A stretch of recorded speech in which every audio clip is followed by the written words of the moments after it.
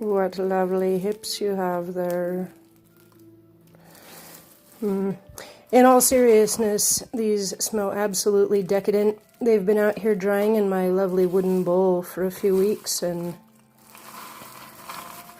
it's just been really nice to come by as we turn them and inhale a breath of Colorado medicine. It's really hard to stay on top of making the videos when you've got the children and the business and all the things going on. But I did see a video yesterday. Actually, I just overheard a portion of it. A lady was talking, there was a little bit of despair in there, talking about the lack of food we have these days. I think everybody is aware now that our nutrition is seriously lacking. Safeway's become unsafe. The question was, what are we going to tell our children? And here's what I'm going to tell mine. I'm going to tell them that God showed us we needed to change our ways, and we heeded the call.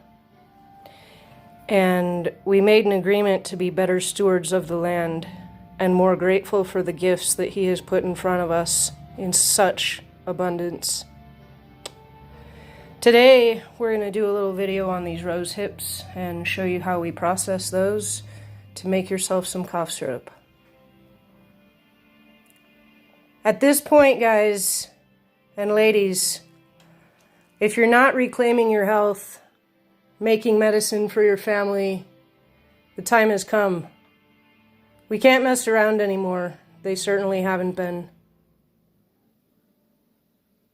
There's no excuse, guys. It's time to reclaim your health.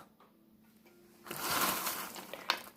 going to go ahead and grab myself a few handfuls of these berries. We'll go ahead and get to processing. I'll meet you in the kitchen. This is where it's at. Always be grateful. If you haven't looked into the water and rice experiments yet, I highly suggest taking a few minutes to do that next time you're scrolling and YouTubing about. We've got our hips there. We've got our intentioned water. Step one is really simple. We're just going to go ahead and pour our intentioned water right in here. Put another cup of it in there.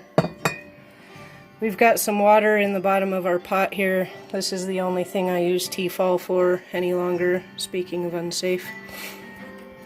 It's a really nice, easy way to do a water bath if you don't have a Dutch oven. My personal preference, even though I do have a Dutch oven, is to always make my medicine in glass. You'll notice as I go about my videos, I'm always transferring things between glass and wood. I'm also using wood to stir whenever possible. So this is step one. We're going to go ahead and re-moisturize our berries a bit, and then we're going to pop them in the blender. We want to get them warmed up just a little bit first. They don't need to boil, but they'll be much easier to blend after they're warmed up.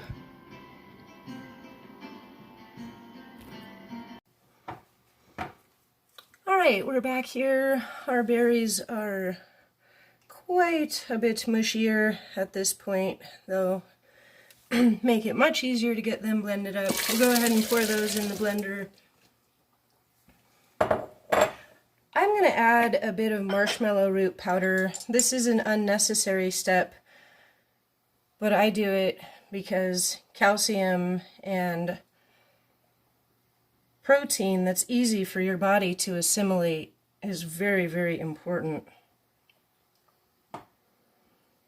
Especially if you're feeling down, it's likely that you're not having milk. A mucusless diet really is best if you come down with the sniffles. Best to avoid the dairy. Unless you've got the hookup on some really excellent raw dairy. In fact, you should be avoiding it altogether. That's another topic for another day. We're going to go ahead and blend this up on whatever pretty extreme cycle you choose. The aim, of course, being to get those seeds broken up.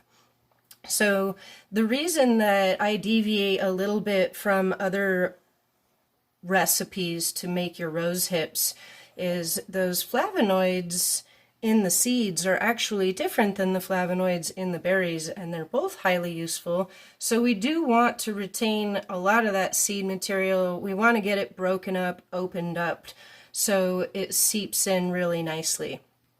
So all right, we've been blending for quite some time. I need to give my blender a break. But we've got a good amount of those seeds mixed up. There are still a lot of them in there. So I'm going to show you a couple of different separation techniques. You can decide which one works best for you. The first is to take your blended material and put it in something like a nut milk bag. This is actually just an organic cotton sack, so I like to use it. It's got a nice tight weave to it. You're going to get your material really well strained using something like that. So this is what you're going to end up if you strain it to that degree. It is definitely the more time consuming of the ways. So I do also enjoy a bit meatier syrup for lots of reasons. It's better for condiments. We're going to be able to make jellies out of it as well. And in general, you just get a lot more of that good material in. So I know I said not to use metal. I really try not to. You do have to take into consideration the amount of time that you're able to spend on these activities. It took me the same amount of time to get this little bit of liquid, you know, which is going to turn into maybe a couple of ounces of syrup when we're all said and done, versus this material over here that's actually ultimately healthier for you, includes a lot more of the vitamin C, the antioxidants, and all of that. So I am going to go ahead and do it both ways so I can show you what things look like in the next step. I'm going to get a good amount more of the liquid material in here, and also, you know, the meatier material in here, and then I'll return both of these to the water bath. All right, 33 years later. No, I'm joking. Processing takes a really long time. Here's what we ended up with. We've got about 2 cups of the mush, and we've got 1 cup of the liquid here, and then we've got all this material left over, which I'm going to put in this clean vessel and then cover with alcohol for now. We'll get back to that in another video. For now, we're going to go ahead and take our clean glass vessels and return them to their water baths, and we're going to do a single decoction on them, which means we're going to get all of the liquid out that we put in there. We started with 3 cups of material, and throughout our process we used 3 cups of water as well. So 1 to 1, that means we want to go ahead and boil this down to 1 cup of material, and this here we'll go ahead and simmer down to a 1/2 cup. We'll check back in with you in a bit. So we've pulled our meaty decoction out, and we're going to add our honey at about a 1 to 1. Now we're going to go ahead and mix our honey in there nice and good.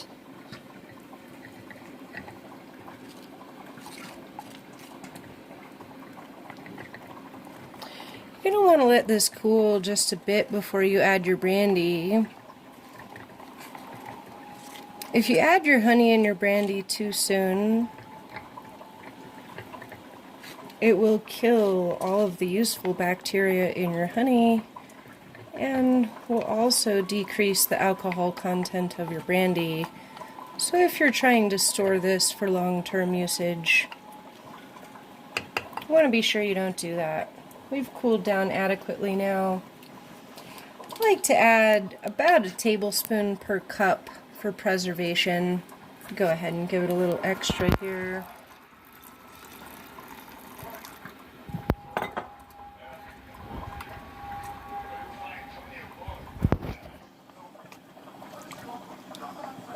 Go ahead and give that a nice stir.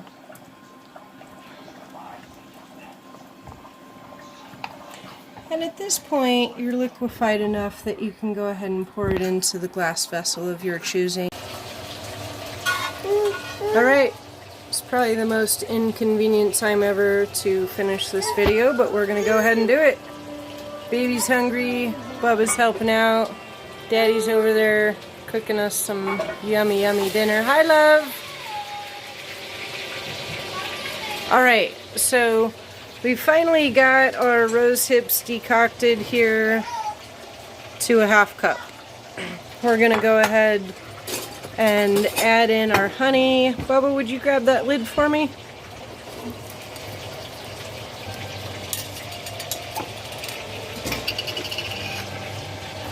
And again, we're going to do a 1-to-1 here, bring that up to a full cup.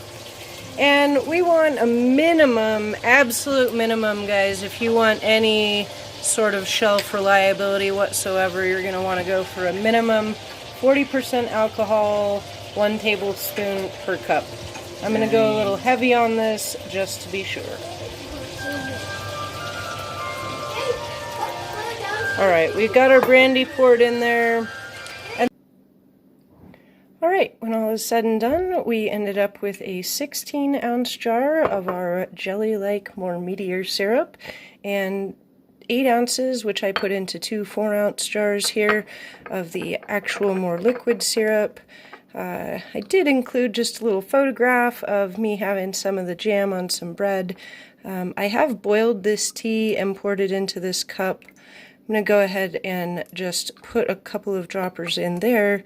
When you do it this way, because the tea is still so hot, if you give this just a few minutes and let it evaporate to drinking temperature, then you can go ahead and get all of those nice benefits of that rose hips oil, but you'll go ahead and evaporate your alcohol off, so it's safe for the kiddos, won't upset anybody's tummy. These are just a couple of the ways that we are using our rose hips. As I mentioned, we will get back to another video later on, so you can see how we're going to use the rest of the material that we created. I know I said I was going to sit it in alcohol, but I actually ended up sitting it in apple cider vinegar for now. So we'll do a follow-up video on that and experiment making some cosmetic material with that. Hope you all had a happy Thanksgiving.